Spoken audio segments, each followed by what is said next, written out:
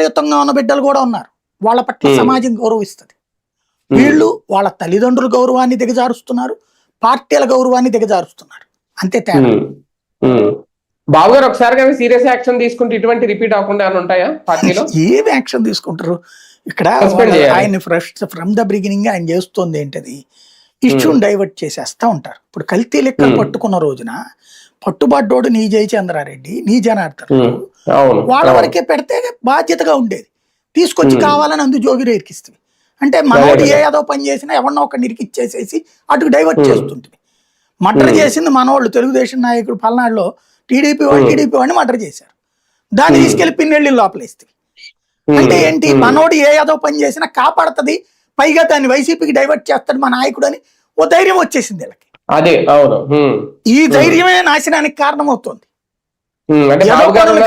రావడం ఎందుకు?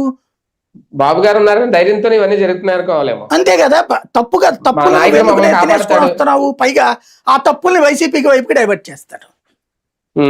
ఎందుకు అట్లాగా?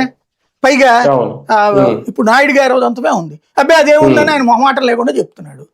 మరి ఇదివరకు ఇదే TV5 లో ఎందుకు పుంకాలు స్టోరీలు మాధవ్ గురించి అన్ని రాసుకొచ్చారు? అప్పుడు ఏ అమ్మాయి బయటికి రాలేదే? ఆయన సొంగగార్చుకోవడం తప్పే. అదే సందర్భంలో అంబటి రాంబాబు వీళ్ళు మాటల్లో సొంగగార్చుకోవడం తప్పే. కానీ